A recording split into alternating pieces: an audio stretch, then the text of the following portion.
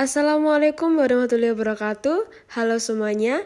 Di sini kami akan menjelaskan tentang pembelajaran IPS yang menggunakan metode pembelajaran IOC atau Inside Outside Circle.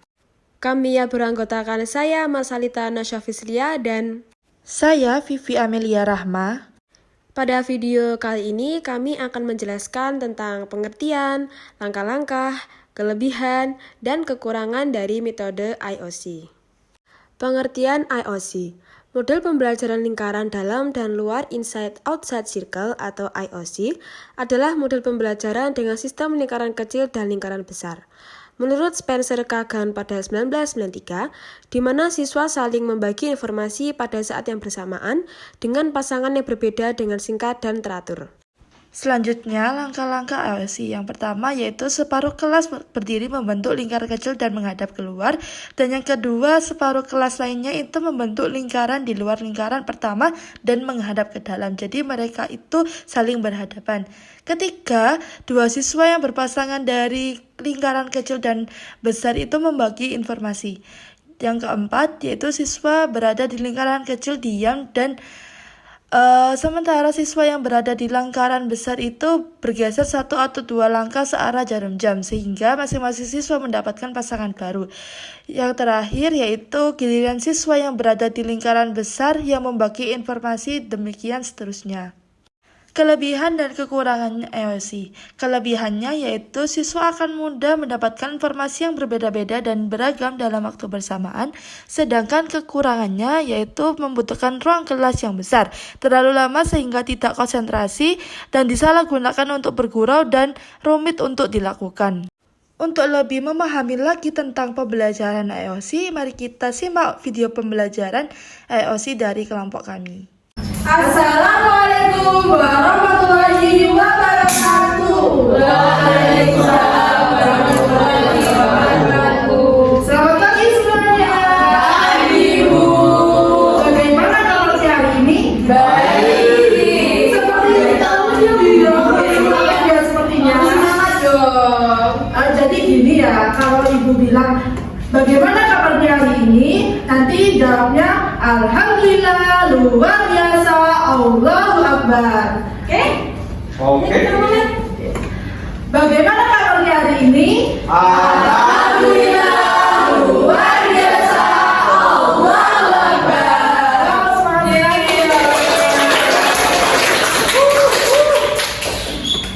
Jadi sebelum mengawali pada pagi hari ini, alangkah baiknya kita berdoa terlebih dahulu ya. Berdoa dimulai.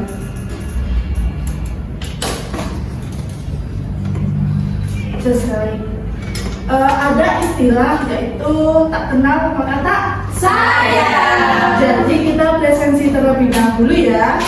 Silakan Bu. Mbak Ramdan Ananda Putri. Hadir Bu. Mbak Nada Rahmasari. Hadir. Mbak Lolita Azara. Mbak Eli Filusari. Hadir. Devia Ayu Elena. Hadir. Bu Nandini Safira. Hadir. Zulfan Amiriza. Muhammad Wahyudi Ihsan.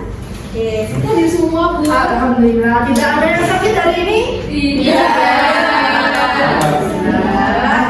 Jadi kita hari ini mau bahas apa sih Bu? Jadi kita hari itu mau membahas tentang dinamika kependudukan di benua Asia dan benua-benua lainnya. Oh, jadi kita membahas dinamika ya? Iya, Dinamika di benua-benua dunia. Iya. Di sini ada yang tahu benua-benua itu ada berapa? 5. Ayo coba sebutkan. Ada. Benua Asia, benua Eropa. Yang semangat dong jawabnya. Saya nggak tahu hanya itu. Oh, yang lainnya? Ayo silakan Mas ya. Oh, ayo. Mas Mbak Nandini. Kalau nggak tahu ya 7. Yang terbaru itu 7. Yang terbaru ya. Ya. Yang terbaru itu Asia, Afrika, Eropa, Antartika, Amerika Utara, Amerika Selatan, Australia. Oke. Ini tadi mau menyebutkan apa aja? Ada 5 Bu, yaitu benua Asia, benua Afrika, benua Eropa, benua Australia, sama benua Amerika. Ya, bagus jawabannya. Bagus. Bagus dulu dong. Jadi jawabannya Mbak Nandini sama Zulfan itu sama-sama benarnya, yaitu dulu itu pernah penelitian itu ada 7. Nah, terus kemudian ada yang menyebutkan juga 5. Jadi jawaban dari Mas Zulfan sama Pak Dadi itu benar semuanya. Terus kemudian Jadi untuk yang kita pelajari hari ini itu ada 5 benua, ada benua Asia, ada benua Amerika, benua Eropa, benua Afrika, dan benua Australia. oke, Indonesia ini termasuk benua apa sih? Asia. Jadi di sini Ibu Guru mempunyai gambar nih. Nah, kan tadi udah bahas Indonesia merupakan benua di Asia. Nah, jadi kelihatan, Bu. oh nggak kelihatan. Oh iya, di agak sini ya. Kelihatan sekarang. Ya, oh ya udah. Jadi di Indonesia ini menduduki peringkat keempat penduduk paling terbanyak di dunia. Nah, di Indonesia sendiri itu kan benua Asia. Nah, peringkat pertama ini yaitu ada negara Cina yang penduduknya memiliki 1 miliar lebih. Terus kemudian ada India yaitu 1 miliar lebih juga. Terus yang ketiga ada di USA yaitu menduduki 300 juta lebih. Nah, jadi benua Asia ini menduduki nomor pertama penduduk yang paling terbanyak di dunia. Nah, untuk jumlah penduduk di dunia pada tahun 2009 sampai 2019 itu terus mengalami peningkatan. Nah, pada tahun 2009 itu sekitar 6,8 miliar manusia penduduk. Terus pada tahun 2019 itu mengalami peningkatan sekitar hampir 7,8 miliar penduduk di dunia. Seperti itu. Nah, jadi hari ini Bu Guru akan menjelaskan tentang benua Asia. Nah, sebelum kita ke benua Asia, sebelum ke dinamika penduduk di benua Asia, terlebih dahulu kita akan mempelajari tentang yang dimaksud dinamika penduduk yang akan dijelaskan oleh Bu Guru. Pasti kalian tadi bingung ya, dinamika penduduk itu apa sih, Bu? Dinamika itu apa sih? Nah, jadi di sini Ibu mau menjelaskan terlebih dahulu dinamika penduduk itu. Di sini ada yang tahu nggak sih dinamika penduduk atau yang Buatan, Bu. secara singkatnya? Water. Saya Bu. Monggo. Ya, dinamika penduduk itu perubahan keadaan penduduk. Oh. Jadi di sini dinamika penduduk yaitu perubahan atau pertumbuhan penduduk dari waktu ke waktu.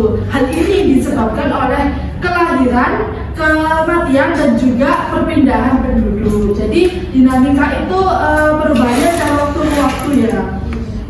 Apakah sudah paham semuanya? Sebenarnya sudah paham ya, berarti bisa menjelaskan ya. Silakan Mbak Nani ini untuk menjelaskan dinamika penduduk itu apa? Menurut pemahaman saya dari yang kita dijelaskan itu dinamika itu adalah perubahan atau pertumbuhan jumlah penduduk dari waktu ke waktu. Hal itu disebabkan karena adanya peristiwa kelahiran, kematian, dan perpindahan penduduk. Lengkap sekali ya Mbak Nani ini, kasih aplaus dulu dong. Sepertinya anak-anak sudah paham Bu terkait dinamika. Silakan untuk menjelaskan tentang dinamika penduduk yang ada di benua Asia. Terima kasih Bu. Nah, jadi di sini Bu Guru akan menjelaskan tentang dinamika kependudukan yang ada di Asia. Benua Asia itu merupakan benua dengan penduduknya terbanyak di dunia, yaitu pada tahun 2015 sekitar 4.390 jiwa. Nah, sebagian besar penduduk di Asia itu tergolong pada usia produktif, yaitu sebesar 65% di usia 15 sampai 65 tahun.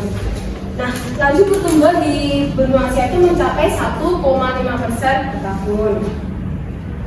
Akan tetapi persebaran penduduk yang banyak ini itu tidak merata di benua Asia. Karena apa? Karena ada beberapa negara di benua Asia seperti di Cina, India, dan Indonesia itu penduduknya sangat banyak yang berbanding terbalik dengan penduduk yang ada di Asia Tenggara.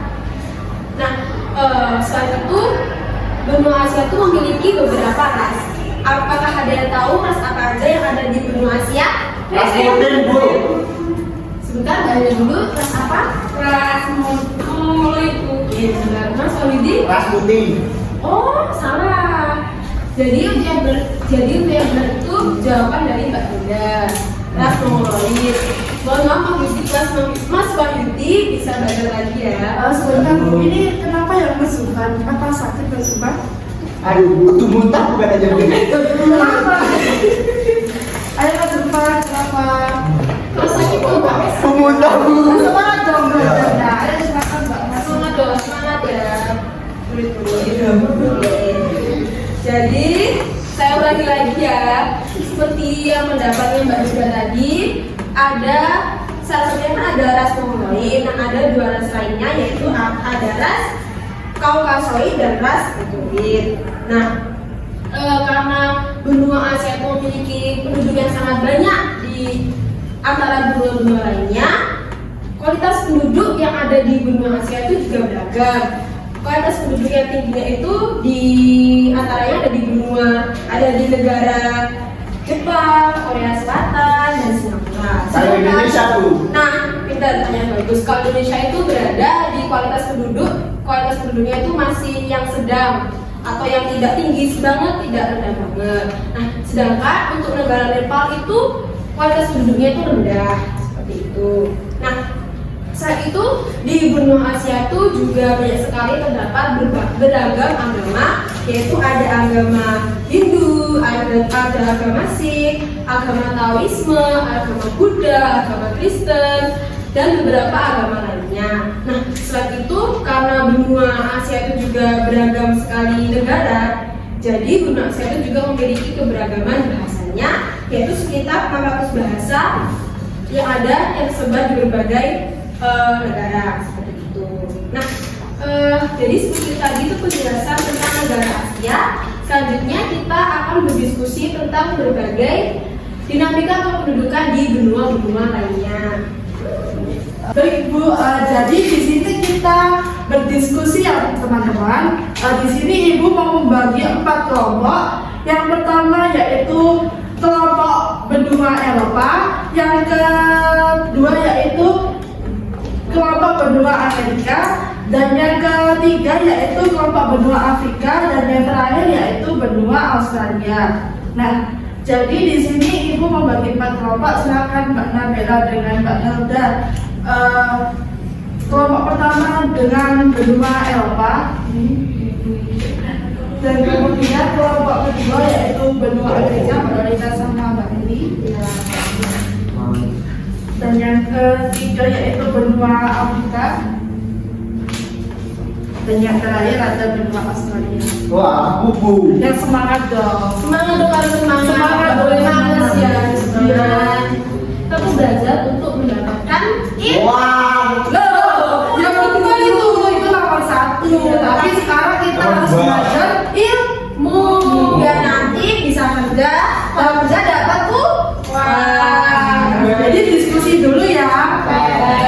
Kasih waktu berapa ini? Sekitar 5-10 menit. Ya udah. Nanti Ibu kasih 5-10 menit ya, kalian diskusi berapa dulu. Apakah ada yang kesusahan? Sudah sarapan kan? Kenapa tadi nggak sarapan? Ini apa ya Bu maksudnya ya Bu? Ini yang ini ya. Pengetahuannya penduduk Eropa sangat rendah.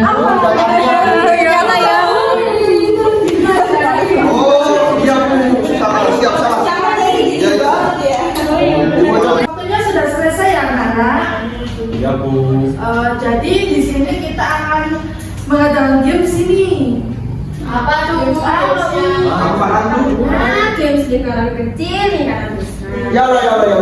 Jadi nanti kalian kelompok 1, 2, 3, 4 maju ke depan membentuk lingkaran kecil dan lingkaran besar. Untuk kelompok 1 dan 2 itu lingkaran kecil, kelompok 3 dan 4 lingkaran besar. Jadi gini ya, kalau lingkaran kecil itu berada di dalam, nah lingkaran kecil ini berhadapan pada lingkaran yang berada di luarnya.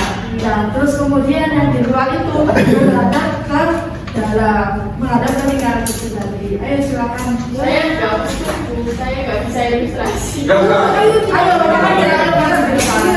Jadi kalian itu nanti akan menyampaikan tentang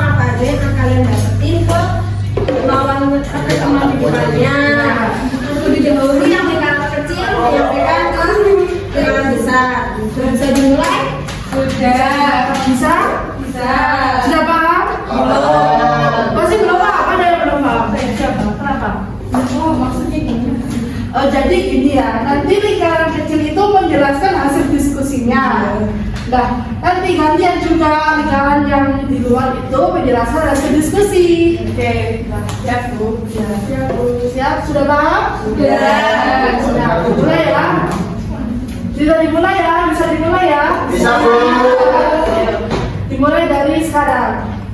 Di bagian awal sebenarnya dikurangi nah posisinya sudah selesai akan digantung tiap 1000 penduduk. Waktunya sudah selesai ya. Nah sekarang yang bilang lingkaran luar bergeser 2 langkah ke arah samping kiri sebanyak 2 kali. Ayo sekarang. Bergeser di sini. Yang lingkaran besar nanti ke sana. Jadi sudah berhadapan sama kamera. Berhadapan sama kamera. Nah itu. Sekarang yang gantian. Yang lingkaran luar menjelaskan hasil diskusinya. Ya, ke lingkaran kecil. Bisa dimulai dari sekarang.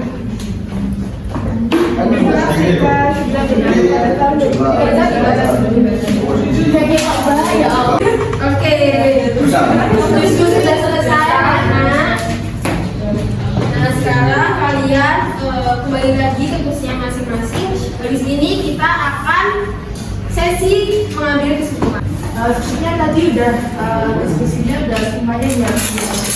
Sekarang dari masing-masing kelompok bisa menyimpulkan hasil diskusi tadi. Dimulai dari kelompok 3 terlebih dahulu. Ini kalian mendapatkan apa? Kalian mendapatkan apa dari hasil diskusi tadi? Jadi dari yang hasil diskusi tadi, dinamika penduduk Afrika pada tahun 2015 itu jumlah penduduknya mencapai 1 miliar jiwa. Lalu untuk agama Islam itu menjadi agama yang dominan. Tapi terdapat agama lain yaitu Kristen dan kepercayaan Hinduisme, Yahudi dan Katolik Roma. Oke, pinter banget. Tepuk tangan dulu. Selanjutnya kelompok 2. Ya, menurut saya mendapatkan dinamika penduduk Amerika. Jadi jumlah penduduknya pada tahun 2015 itu ada 987 juta jiwa. Selain itu juga pertumbuhannya penduduk benua Amerika ini tergolong rendah, yaitu 0,9% per tahunnya. Selain itu juga keragaman etnisnya itu kebanyakan kulit hitam negro, suku Indian, suku Eskimo, ras Negroid, ras Mongolia, ras Kaukasoid gitu Bu. Oh iya. Selanjutnya kelompok 1. Ya, jadi saya mau mengambil kesimpulan latihan benua Eropa itu pada tahun 2016 penduduknya ada 742 juta jiwa. Terus untuk laju pertumbuhannya penduduk Eropa itu sangat rendah, bahkan kurang dari 1%, yaitu hanya 0,2%. Atau seperti kelompok 2 tadi. Untuk bahasanya yang digunakan yaitu bahasa Inggris untuk sehari-harinya. Seperti itu. Plus dulu dong. Nah, jadi seperti tadi diskusi dan kesimpulan yang sudah anak-anak ambil ini. Nah, karena sepertinya anak sudah hafal, jadi kita cukupkan saja pembelajaran pada hari ini. Nah, sebelum itu tadi kita mempelajari tentang apa, anak?